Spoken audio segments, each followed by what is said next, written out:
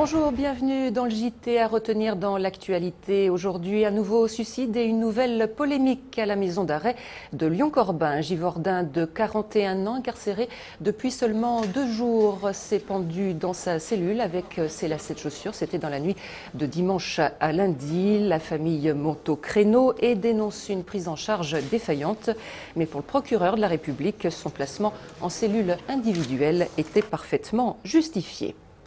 Acheter un ticket TCL dans le TGV, c'est en théorie possible depuis hier, mais dans les faits, il faudra encore patienter quelques jours pour une meilleure synergie entre les différents modes de transport. Les voyageurs en provenance de Paris peuvent se procurer leur billet au wagon-bar. Pratique donc, mais forcément un peu plus cher. Le ticket à l'unité vous coûtera 1,80 € et le carnet de 10, 16 €. On écoute un responsable de la direction TGV Sud-Est au micro de Pauline Gast. En toute simplicité, il y a déjà une annonce qui est réalisée au bar en proposant l'offre. Et derrière, les clients qui viennent prendre une consommation, un café, une restauration, peuvent demander normalement leur titre de transport RATP ou TCL à Lyon. Le chiffre du jour, 1,8 milliard d'euros, c'est le montant du budget 2011 adopté hier soir par le Grand Lyon. Seuls les élus UMP ont voté contre.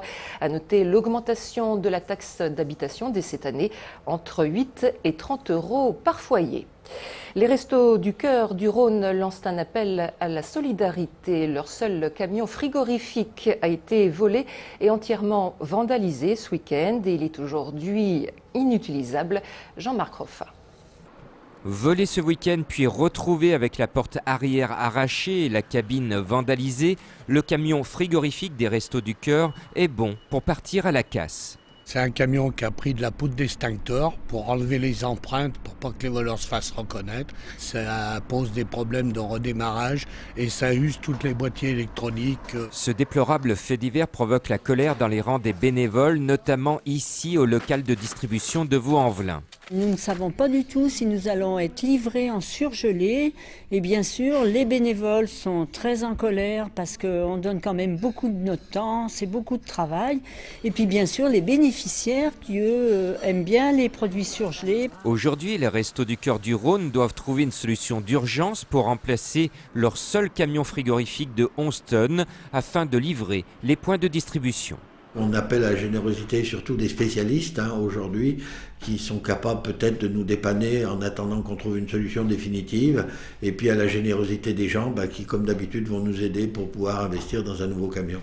Si vous voulez prêter un camion frigorifique ou donner de l'argent pour en acheter un, il faut vous manifester sur le site rhône.restoducoeur.org.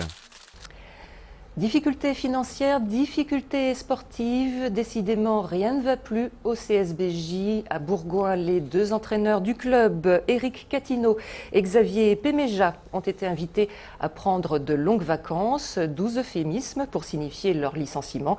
Ils pourraient être remplacés par Laurent Mignot, le directeur actuel du centre de formation du CSBJ, et Stéphane Orgelet, l'entraîneur des espoirs. Enfin, Laurent Seigne, ancien pilier international, devrait revenir à Bourgoin d'ici le mois de juin comme conseiller sportif. Une petite faim, mais rien dans le frigo et trop tard pour aller à l'épicerie du coin. 3 petits pois à la solution. Cette entreprise lyonnaise vous propose de créer dans votre immeuble un micro-magasin à gérer entre voisins.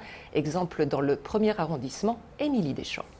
Les personnes viennent avec leurs propres emballages et leurs propres sacs.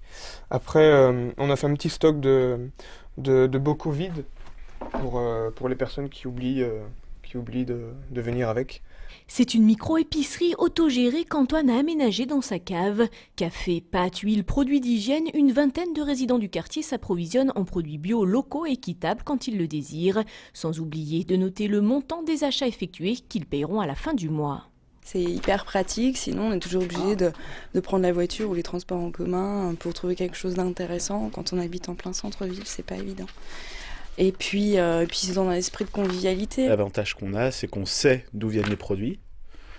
On a quand même une traçabilité. Et au final, c'est moins cher pour le porte-monnaie. Un simple placard chez un particulier ou encore un vestiaire d'usine peuvent aussi faire l'affaire.